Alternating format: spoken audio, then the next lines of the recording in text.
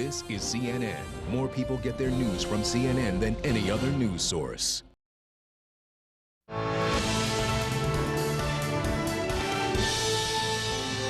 Hello, everyone. Thank you so much for joining me this Saturday from New York. I'm Frederica Whitfield.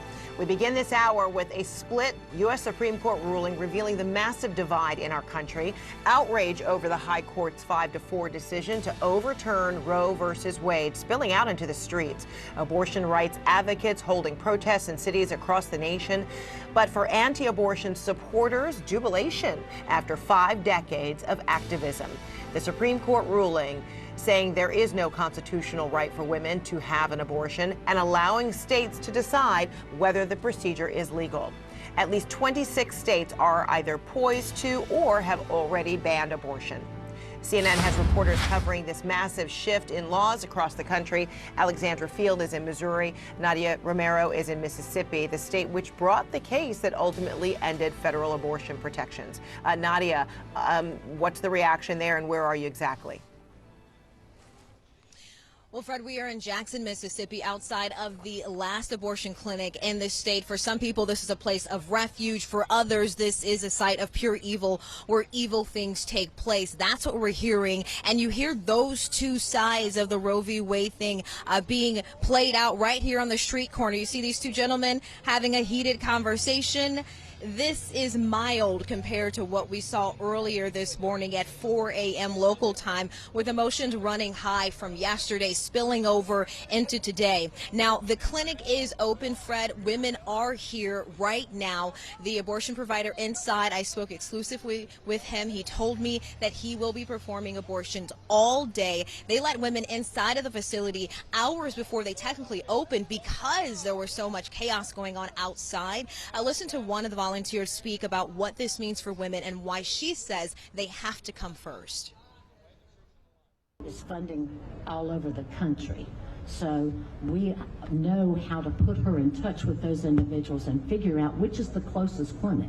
You know, there'll be women who are able to afford a plane ticket, and if they can hop a plane and get into Las Cruces or Baltimore, Maryland, or wherever, Chicago, Illinois, then that wherever's the easiest to get her in, because her needs have to come first.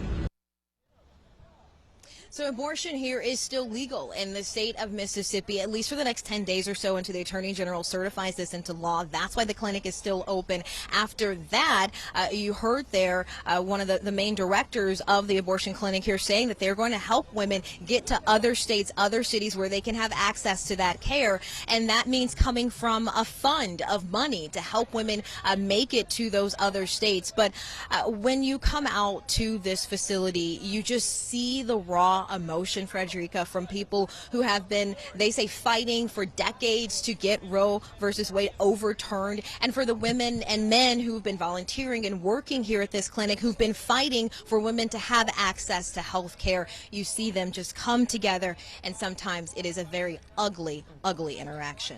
Fred? All right, Nadia in Jackson, Mississippi, now to Alexandra, Missouri. That state declaring itself the first state in the country to effectively end abortion. So what happens now? Yeah, and it stands in very good company, Frederica. Within minutes, hours, just a day of the Supreme Court issuing its seismic decision, a total of 10 states across the country effectively banning abortion, Missouri among them. Some states, as we all know, not making any exceptions for things like rape or incest, or even in some cases, the life and health of the mother. Those 10 states put the bans in place in a single day, including Missouri, but it was a long time coming in this state where women have seen their access to abortion continue to be curtailed, so much so that the state had just one remaining abortion provider, a Planned Parenthood clinic in St. Louis. It had to cease performing abortions right after that decision came down. Hundreds of people turned out to protest against the Supreme Court's decision, against the state's ban. We spoke to women who expressed their grief, their despair, and also their resolve. I want to support progress of women. Abortion is health care. You know, and it's going to be a domino effect. If we don't stop it now and reverse it now, everything else is going to fall like dominoes. with the limited access that women were already seeing to abortion in Missouri, many were already traveling over state lines, like to neighboring Illinois for abortion care. The pressure on clinics in places like Illinois will only intensify now. They'll be seeing more patients coming from Missouri, other places like Texas, and we know that this will be a compounding issue, Frederica. There are still 6 other states that have trigger laws on the books. Those are laws that allow states to enact their bans once that decision from the Supreme Court came down. We'll see those take effect in the next few days and in the coming weeks. And we're also seeing states take other kinds of actions in order to implement abortion bans. States that didn't have trigger laws already on the books, some of them sought judges' orders to lift injunctions which would allow them to implement bans. We saw that happen in states like Ohio. We are also seeing movement toward calling back and reconvening legislatures so that they can immediately take up anti-abortion legislation. Fred? All right, 13 states with trigger laws, Missouri one of them. Alexandra Field there in Missouri. Thank you so much, Nadia Romero in Jackson, Mississippi. All right, so President Biden reacting immediately after the ruling, saying the health and life of women of this nation is now at risk. That's what he said yesterday. Now this morning, Mr. Biden weighing in again on the Supreme Court ruling as he signed a bipartisan gun safety law. CNN's Arlette Saenz is at the White House for us. So Arlette, what did the president say? What further did he say? Well, Fred, President Biden described the Supreme Court's decision to overturn Roe v. Wade as a painful and devastating decision for so many people in this country. And he said his administration is now focused on addressing how the states will respond and possibly place abortion restrictions into action in their states. The White House had been bracing for this moment for months, developing contingency plans that really picked up steam after that draft opinion was leaked back in May. Now, the White House has said that the president has been considering executive actions on the issue of abortion, but they haven't outlined exactly what measures the president might be considering. But yesterday, President Biden did describe some of the steps his administration will take going forward. That includes defending a woman's right to be able to cross state lines to obtain an abortion if their state outlaws abortion. Additionally, he has directed his administration to try to expand access to abortion medication. But at the same time, President Biden has acknowledged that there is little that he can do as president to fully restore that constitutional right to an abortion that was ensured for nearly 50 years. The president has said that legislation would need to be passed to codify that into law. And a bit earlier today, before the president departed for a trip to Germany, he offered this assessment of the Supreme Court. Do you think the Supreme Court is broken, in your view? I think the Supreme Court has made some terrible decisions. Now, the president there was not only referencing his disappointment with this abortion ruling, but also a gun ruling that the Supreme Court issued earlier in the week that really expanded gun rights in this country. Now, the president made those comments in another historic moment as he signed the first major piece of gun safety legislation in nearly 30 years. Congress yesterday passing this measure exactly 1 month after that horrific shooting in Uvalde, Texas, that killed 19 young children and 2 teachers.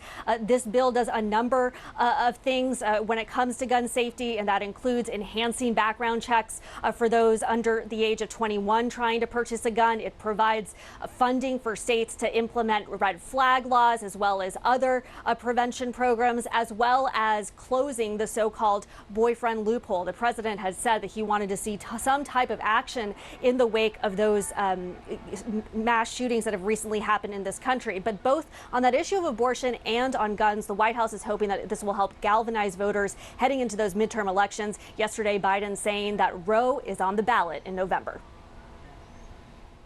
All right, Arlette Saenz of the White House, thank you so much for that. All right, let's talk more about all of this U.S. Supreme Court decision on abortion. Joining us right now, CNN legal analyst and civil rights attorney Areva Martin. Areva, good to see you. I mean, this Supreme Court ruling is very emotional for a lot of people. Immediately, 13 state trigger laws banning abortion went into effect. What does the Supreme Court ruling, in your view, mean from a legal standpoint as some families continue to try to understand what they can and cannot do?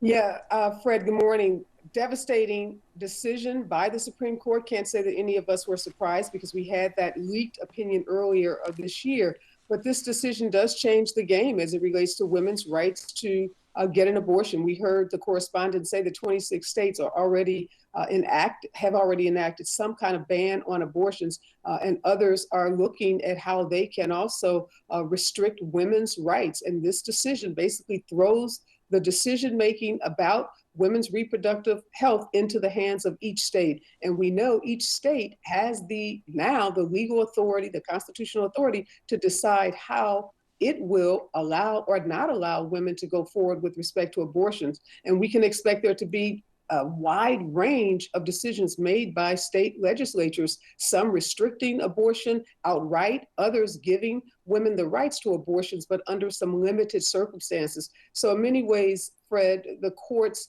decision has created total chaos as it relates to how women, particularly in different states, can proceed in terms of getting what we know is reproductive health as it relates to abortions. President Biden says he is against this decision, but really has no executive agreement, avenues. He says it's up to Congress to codify a woman's right to choose. Is that how you see it? Oh, absolutely. The Supreme Court in this decision made it pretty clear that it was overturning nearly 50 years of precedent. And we know the Supreme Court is the final arbiter of laws in this country. And unless there is some federal legislation, I don't expect us to see anything different other than these states having the right to proceed and to enact their own laws. And one thing, Fred, we should talk about is this decision doesn't necessarily end with abortion rights. We saw that concurring opinion by Justice Thomas where he talked about other rights that are enshrined in law by the 14th Amendment that protect gay marriages, that protect the rights to contraceptives by married couples, the rights to engage in certain sexual acts. Justice Thomas said those rights should also be reconsidered in light of the majority opinion in Dobbs. And in the opinion written by Justice Alito, he said this Roe was egregiously wrong from the start. Its reasoning was exceptionally weak, and the decision has had damaging consequences. And far from bringing about a national settlement of the abortion issue, Roe and Casey have inflamed debate and deepened division. If the decision had been egregiously wrong from the start, why had it been reaffirmed by the court up to a dozen times previously? Well, Fred, as you know, the dissenting judges, the three liberal judges on the court, vigorously disagreed with that conclusion by Justice Alito. They said to the contrary, that the Roe decision and the Planned Parenthood versus Casey decisions were absolutely correct, and that they those decisions basically codified a right to abortion that is understood and protected by the 14th Amendment. And we saw those dissenting judges say that this is a dangerous decision because, as I said, it does open the door perhaps to other rights that have been recognized in this country for decades and that have been protected by the 14th Amendment. It opens the doors to those rights also being rolled back. And that's what I think, Fred, when you talk about, it's so funny that Justice Alito says that the Roe decision created division in the country. Look at the division that has already ensued as a result of the Dobbs decision, the overturning of Roe. Now, so many millions of people across this country have taken to the streets. There's massive confusion about what women can do. Can their conduct be criminalized? If it's criminalized in one state, what does that mean for women that travel to another state? Are women going to be able to get a prescription for an abortion pill in one state, particularly if they live in a state where abortion has been determined to be illegal? So there's so much chaos and confusion by the overturning of Roe that the majority opinion completely failed to acknowledge. Areva Martin, we'll leave it there for now. Thank you so much. Thank you, Fred. All right. Still ahead, this reversal has left millions of women in red states unsure of their options right now, as Areva was explaining. Straight ahead, I'll talk with a representative from Georgia and Florida, where lawmakers are pushing to reinstate abortion restrictions in the wake of the Supreme Court's ruling. What do you see when you look at the surface? Just that, the surface.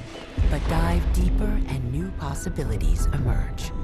Essential intelligence from S&P Global takes you here, providing the data, risk assessment, and workflow solutions you need to plumb the wonders beneath.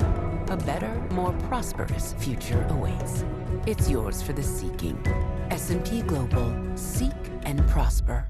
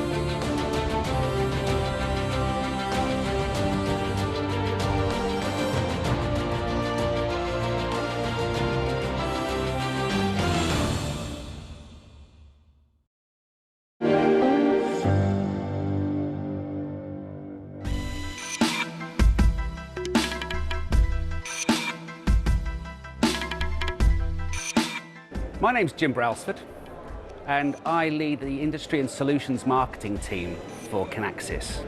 It's absolutely key that businesses incorporate sustainability into their business models. Firstly, you have got the corporate objective and being a good global citizen. You've also got the need to be reflecting that to your public, to your consumers, that show that you are actually being environmentally conscious.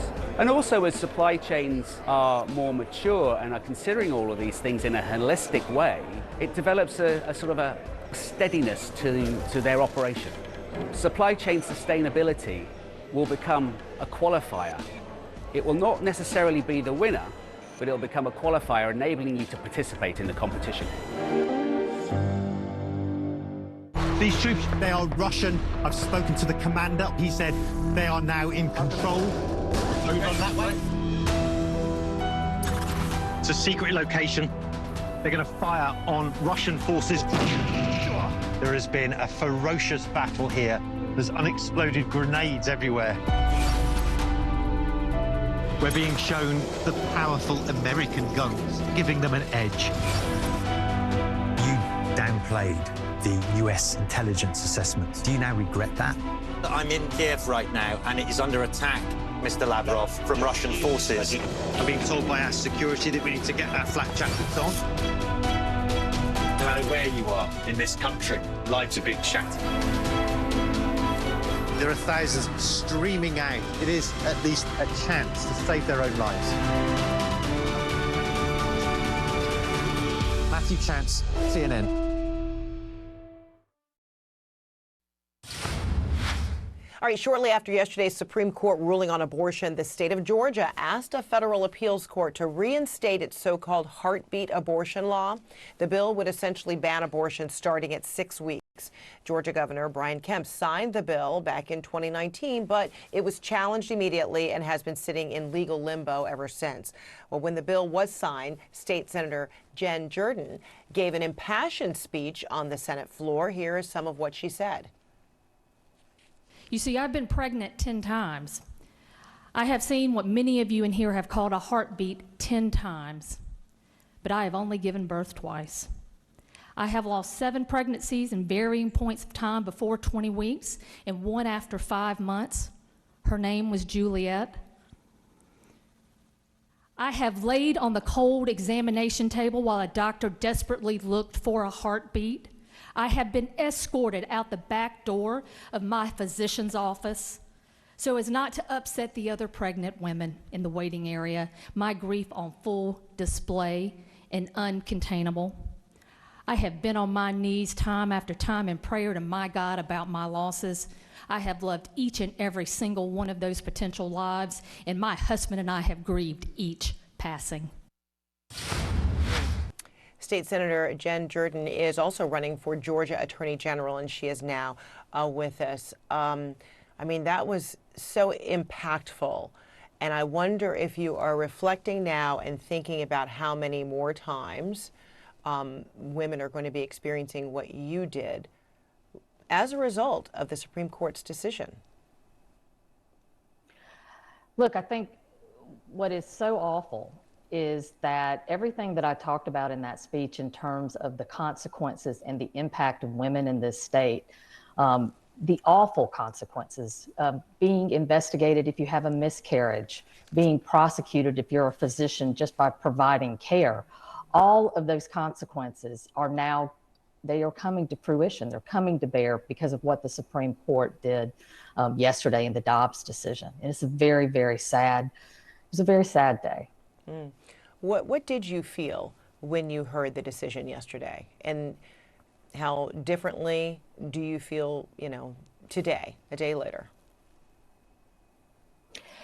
You know, what was interesting is I think I had some hope that it wouldn't be as bad as it was. But then after reading the decision, it was so much worse than I could have ever imagined. And specifically because in Georgia, and specifically with respect to HB 481, I think we are the only state thus far that has a law on the books that has personhood language in it. And what personhood language is it says that under Georgia law, a fertilized egg is a person. And because of that, you know, they have all of the rights and privileges that anybody else does.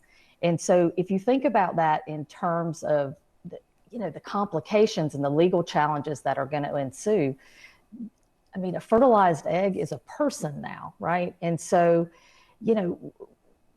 it's just stunning to me because I can't even imagine, the impact that's going to have on women and their ability just to make some really simple choices in their lives.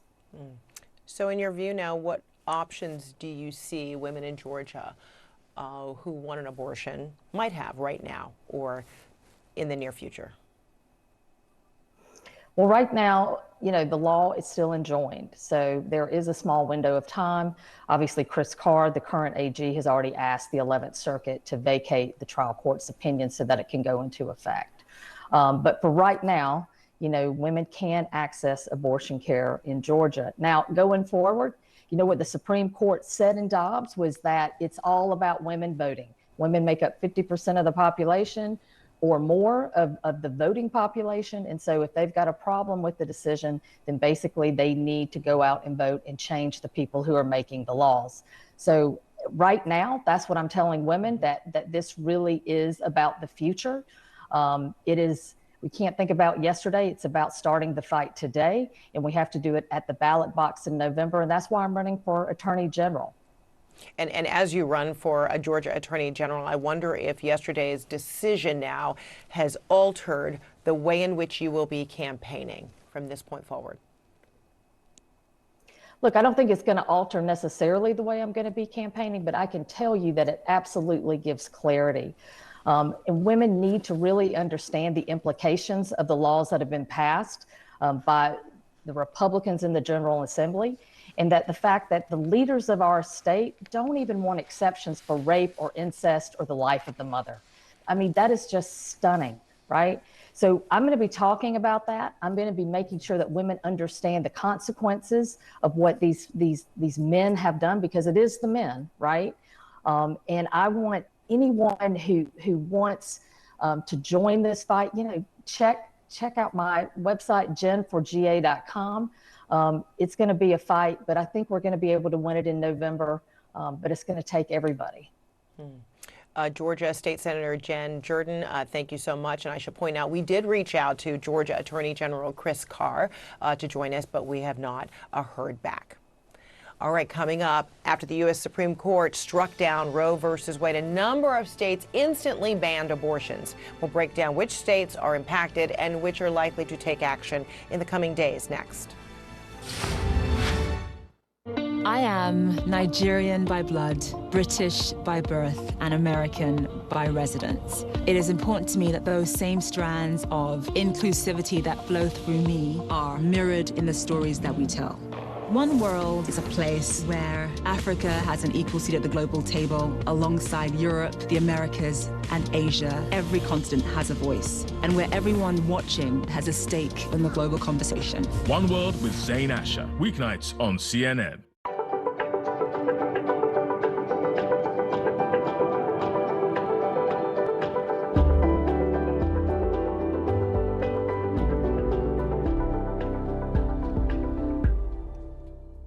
This is CNN. More people get their news from CNN than any other news source.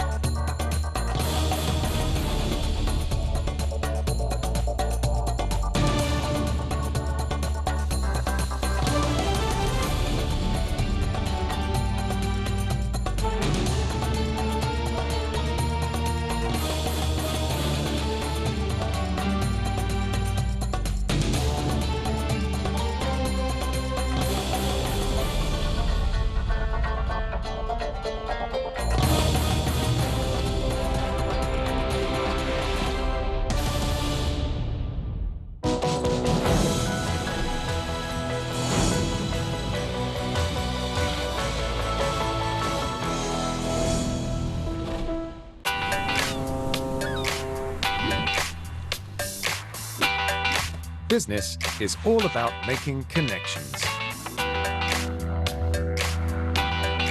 But some connections are easier to make than others.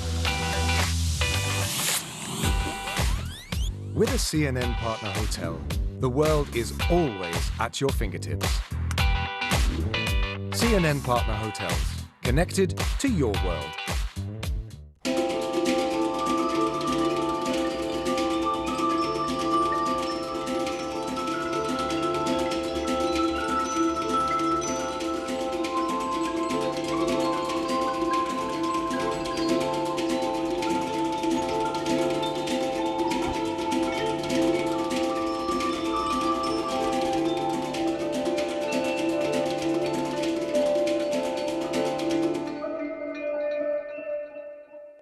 I'm Patrick Ottman in Havana, Cuba, and this is CNN.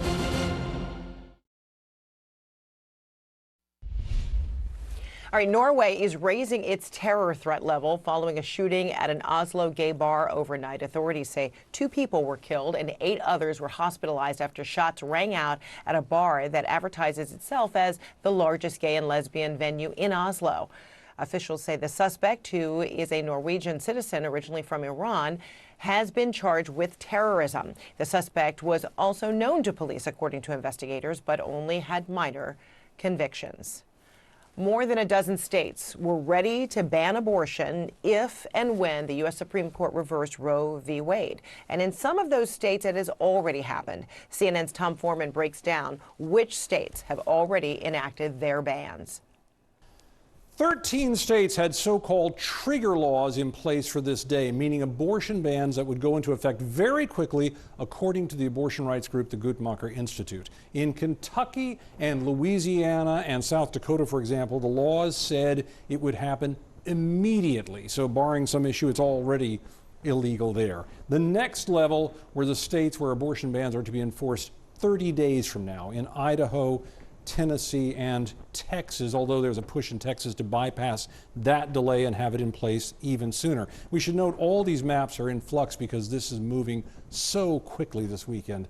Then we have a half dozen states where officials need to certify their legislation is legally valid before their bans kick in. Arkansas, Mississippi, Missouri, North Dakota, Oklahoma, Utah, and Wyoming. And again, they're moving so fast to get this done, they may all be done by the time you hear this.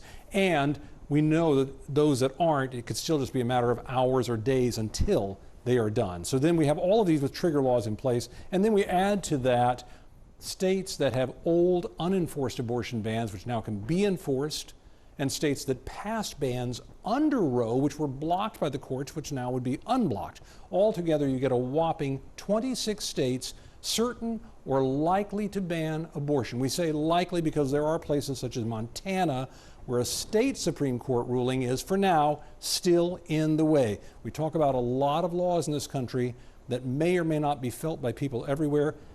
These laws are really going to reverberate all across the country through the actions of these states. Tom Foreman, thank you so much.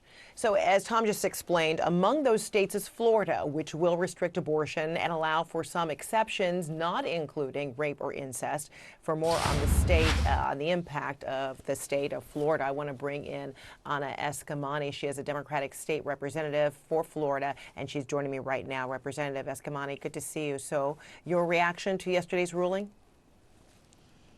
Absolutely devastating and horrifying. It's the first time in modern history we've seen women's rights actually go backwards. And here in Florida, we are fighting unapologetically to protect abortion access and to also support our southern sister states, as we know there will be women and pregnant people who need access to support as their states were to ban abortion. So I wonder how you feel you'll be able to support other states because, I mean, abortion is currently legal in Florida up to 24 weeks of pregnancy, but a new law set to take effect next week potentially will restrict abortions at 15 weeks with no exceptions for rape or incest. So Florida has the third highest rate of abortion in the country. How do you see it impacting your constituents and those women and families of neighboring states that you say you would want to be able to help? Absolutely. Florida's right to privacy in our state constitution is actually uniquely strong compared to other states and even compared to the federal privacy protections that were granted to us under Roe v. Wade. 2 lawsuits have been filed challenging House Bill 5. We're hopeful for injunctive relief to at least delay the implementation of this horrific 15-week abortion ban signed by our governor. And so we're keeping our hope that perhaps we can at least delay implementation of 15 weeks. But candidly, what I find the most resilience in is the fact that majority of Floridians support access to a safe legal abortion. And with this November coming quickly, we are fighting to ensure that Floridians understand that Governor Ron DeSantis intends to ban abortion if reelected. And perhaps that can be a rallying cry to get folks registered and ready to vote. So the Supreme Court ruling essentially sends a message that even though 80% of Americans say they do believe in a woman's right to choose, that public opinion doesn't matter. Is it your feeling that if this new Florida law goes into effect, the 56% of Floridians who believe in a woman's right to choose, that your constituents will walk away feeling the same way, that public opinion doesn't seem to matter? That is a very real concern, that voters would lose a sense of their personal power in this process. But last night we hosted an emergency rally in Orlando that had over 200 people attend. We've hosted other types of protests to support abortion access across the state with thousands showing up. And there are folks who are waking up to this news, realizing that the rights they had fought for are no longer available to their daughters, to their sisters, to the next generation of Floridians and Americans. And that is enraging to people across the state, and not just to women, to men as well, who realize that their peers are not being treated the same, and that's unacceptable. Governor Ron DeSantis responded on Twitter yesterday saying the court, and I'm quoting now, answered the prayers of millions of Americans. What is the message that you believe the governor is sending to Floridians and Americans as a whole with that opinion? Well, I find it ironic that despite the fact Governor DeSantis wants to run for president in 2024 and has continued to carry anti-abortion tropes throughout his rhetoric and policy agenda, that his statement stopped short of saying he would call for a special session to ban abortion or that he would fully support an abortion ban. He's clearly scared to talk about this subject because he knows that popular opinion, especially in Florida, is oppositional to him. And we want folks to understand that if Governor DeSantis is reelected, he has every intention to ban abortion, even if he tries to act coy about it with statements like he did yesterday. Florida State Representative Anna Eskamani, thank you so much for your time. I appreciate it. All right, still ahead, some companies are pledging to provide support in the wake of the U.S. Supreme Court ruling, offering to cover travel costs for employees who need an abortion. More on that next. But first, this quick programming note. You may know Arthur Ashe as a legendary tennis champion, the first black man to win the singles title in Wimbledon, the U.S. Open, and the Australian Open. But his legacy goes far beyond the court. In addition to his athletic achievements, Ashe used his public platform to condemn apartheid in South Africa, speak out about the AIDS crisis, and so much more. Watch Citizen Ashe, a new CNN film, when it premieres tomorrow at 9 p.m. right here on CNN. Everything is concentrated on the razor's edge, and you forget the score, you forget where you are. I feel that my body's floating within myself. Arthur Ashe, bright young member of the United States Davis Cup team. Some people think we are all brawn and no brains, and I like to fight the myth. He started becoming a citizen of the world. Arthur Ashe, the first black player to win the men's Wimbledon singles title. He had evolved from someone who was analytical to someone who became more about direct action. AIDS became another fight for Arthur, and he picked it up like he did every other cause. He never forgot about his race, and when I say his race, I'm talking about the human race. Citizen Ashe premieres tomorrow at 9 on CNN.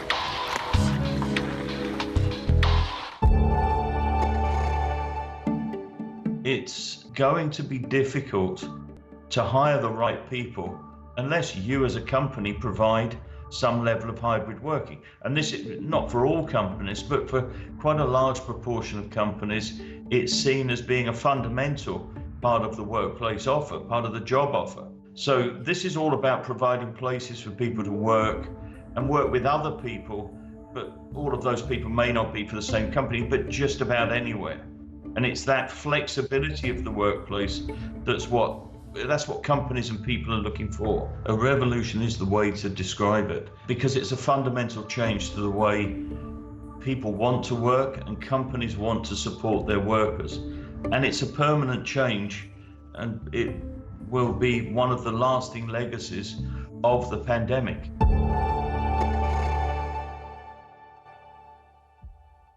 I'm Julia Chatterley, host of CNN's First Move. I'll speak to newsmakers, risk takers, and the ultimate game changers. Make CNN your first move. First Move with Julia Chatterley, weekdays. Heard it all before? But have you heard it like this? The ultimate disruptor looks set to shake up our world. We really can't ignore the impact that this has. What can we do that explores a fresh angle? So let's untangle the players and political forces. The truth is a lot more complex. What's really going on? Fast-paced news, in-depth reports, and fact checks from the perspective of The Global Brief with Bianca Nobilo. Weeknights on CNN.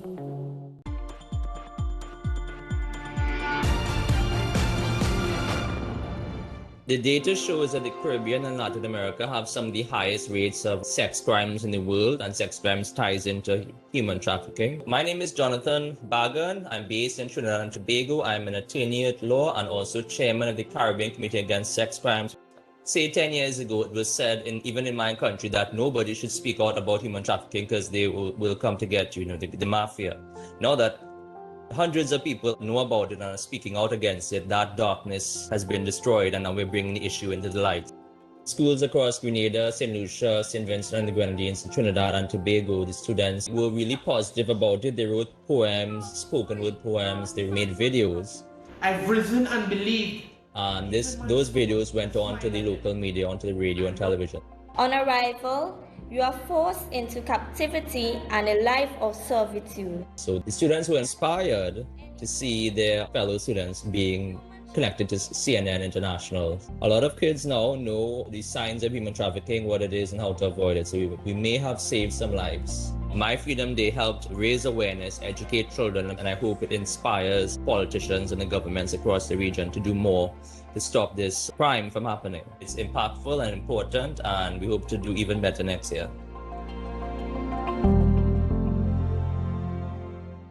Sunday, shockwaves as the U.S. Supreme Court overturns Roe v. Wade. A look at the controversial decision. When it comes to limits on abortion access, is America exceptional? Fareed Zakaria, GPS, Sunday on CNN. All right, welcome back. The U.S. Supreme Court's decision to overturn Roe v. Wade has left the nation reeling. But American companies are quickly coming to the defense of their female employees and providing reimbursement for abortion-related travel. CNN's Allison Cossack has more from New York. Hi, Fred. Just hours after the Supreme Court's decision overturning Roe v. Wade, some companies are vowing to stand by their employees who seek an abortion. Tech firms, including Microsoft, giving financial support for what it calls critical health care, including abortions. Meta, formerly known as Facebook, offering abortion-related travel expenses to employees who need to cross state lines for the procedure. The company says it already protects employees as part of its health care plan. And Netflix providing up to $10,000 for travel reimbursement to each full-time U.S. employee as a lifetime maximum. And it's not just the tech industry. J.P. Morgan Chase, one of the biggest employers in the financial industry, telling workers in an internal memo in June obtained by CNN that the company will pay for travel to states that allow legal abortions, this beginning on July 1st. J.P. Morgan Chase said abortion has long been covered under its health plan. Disney, Nike, Yelp, dating app Bumble, and Levi Strauss are other examples of companies offering financial support for abortions. With this issue, some companies are doing more than just making statements. They're taking action to help employees. Corporate America is increasingly being drawn from the political sidelines on the abortion issue in response to pressure from investors, customers, and employees. Companies are also struggling to find workers amid a tight labor market. Many worry about the impact anti-abortion laws could have on their ability to attract and retain talent. Fred? Allison Cossack, thank you so much. All right, coming up, damning testimony from the January 6 hearings this week about how Donald Trump tried to weaponize the U.S. Justice Department. We'll discuss the latest revelations next.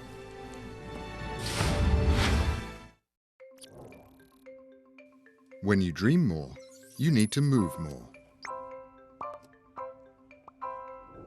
With over 45% of sub-Saharan Africa using mobile money, innovative digital payment solutions are giving people financial freedom. Access FacePay uses AI to make transactions more secure and accessible for over 31 million customers. Access. More than banking. Blueprint, in association with Qatar Airways. The contents of this bottle may be helping airlines reduce their carbon footprint. It's called SAF, or Sustainable Aviation Fuel, a type of biofuel primarily from waste and residues like used cooking oil. Neste, a Finnish oil refinery, has been manufacturing SAF for more than 10 years. Neste says they clean the oil by placing it in a biorefinery to remove impurities. As of now, most planes are not yet ready to operate fully on biofuel. It has to be blended with fossil product when it's going into the aircraft. But SAF one day will be completely replacing fossil. SAF has helped power more than 370,000 commercial flights since 2016, a significant step towards the industry's goal of net zero emissions by 2050. Blueprint, in association with Qatar Airways.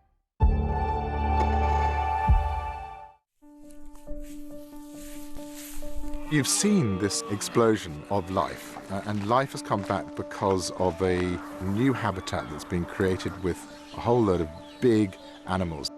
So we went from this very intensive conventional farming system to a free-roaming, animal-based habitat creation project, rewilding.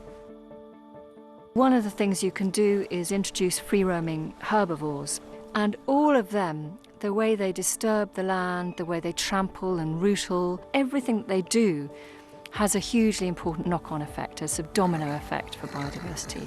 We've seen here some of the rarest species in Britain. An amazing species that we had never had here before is the turtle dove. And we're probably the only piece of land in the UK where turtle dove numbers are actually rising. This butterfly is an incredibly rare butterfly. Here you can see it in their hundreds. It's about kicking off natural processes again in a system, and then as human beings trying to stand back from it as much as possible and let nature perform. To see a landscape in your own country and what you've been missing suddenly come to life has been this extraordinary revelation, this surprise, this feeling of just joy that we can do it. We're here now at the home of one of the FSB team, and my name's Clarissa Ward. I work for CNN. Was it your team that poisoned Navalny? It's just been a chaotic scene here. People are so exhausted. Just gonna help her carry this bag. We were just in the hospital. It was shocking. Why do you think India has been hit so badly? Scores of Taliban fighters, and just behind us, the U.S. Embassy. Why does a small group of women asking for their right to be educated threaten you so much? Raise your hand if you love school. I'm the one who has to look them in the eye. Can I have your word? These people are depending on you. You can hear gunshots every couple minutes. And now they're pressing in. They want desperately to tell their story. I'm Bill Weir in Greenland, and this is CNN. You can help the refugees from Ukraine. Join the over 80,000 who've already raised millions for food, shelter, and more. Explore cnn.com/impact. Click to take action. The January 6th committee investigating the insurrection now plans to hold its next round of hearings in July. This week, the panel shed new light on former President Donald Trump's attempts to weaponize the Justice Department in the final months of his term as part of his plot to overturn the 2020 election. The committee also revealing new details on Trump's efforts to get former justice official Jeffrey Clark, who played a central role in pushing Trump's election fraud claims, installed as acting attorney general.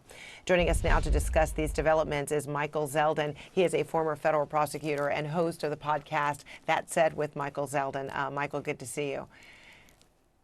Hi, Fred. So the panel has now held 5 hearings. How would you assess the job they have done? You can assess it in 2 ways. One, was it good television? And I think the answer to that is yes. It was very gripping, and people should have wanted to turn in episode by episode to see what was happening next. In a legal sense, too, I think they have made a very strong case that all the people under their analysis, Trump and Giuliani and the other lawyers, Eastman, have engaged in a conspiracy to interfere with the orderly transition of power, obstruct the justice from going forward, and to defraud the United States. So I think that they've made a compelling case for criminal liability. And then, as we heard from the Justice Department's former Attorney General, Jeffrey Rosen, in very specific terms, perhaps underscoring some of those potential charges that you talked about, does it also lead to the former president potentially facing any criminal action as a result of breaking any laws? I think so. I think that when you analyze the conversations between Trump and the Justice Department, where he says to them a couple of things. One, he says, I don't expect you to be able to snap your fingers and change the election results, but I need you only to say it was corrupt, knowing that that's not true, and I'll do the rest with my congressional Republican allies. Well, that speaks to knowledge and intent of criminal wrongdoing. Similarly, when Rosen says to him, look, I'm not going to do what you asked me to do because it's illegal. And then what he does in response is he engages in an effort to replace Rosen with a puppet, Clark, who will do these illegal acts. That speaks to knowledge and intent to violate the law, obstruct the orderly transition of power, and to defraud the United States. Mm-hmm. And that puppet that you're referring to, the DOJ's environmental attorney, Jeffrey Clark, coincidentally, I mean, his home was raided on the very same day as Rosen and Donahue's testimony. How big a trouble do you see Clark likely in right now? I mean, that they obviously had enough evidence to get a search warrant. What kind of potential charges could he be facing? Well, he is in trouble. When you have your house searched, you have to convince a judge that there is evidence of a crime that you can't get otherwise because it may likely be removed or destroyed, and that criminal activity is fit. So a judge believed that Clark has evidence of a criminal activity. That criminal activity could be obstructing the orderly transition of power, just like we talked about. It could be also part of this false electors scheme, making false statements to the government that these were real electors when they weren't. So he's got issues that sort of run the gambit of all of the activity that we've been watching over these 5 days of testimony. He's got to get himself a good lawyer. Yeah. When hearings resume next month, what picture do you need painted? We know that they have delayed these hearings largely because of this documentary and looking at new, videotapes of some of the very people who testified already, or at least gave depositions. What do you expect this commission, what do they need to do or establish when hearings resume? So Liz Cheney said at the outset, we have a conspiracy here that has 7 parts to it. And where we're up to in the episode that's next to be aired is, I think, the connection between a greater evidence of the connection between Trump and Eastman and Giuliani and the insurrection on January 6th. I think they need to tie that relationship a little bit more tightly. And I think that they will try to do that. All right, Michael Zeldin.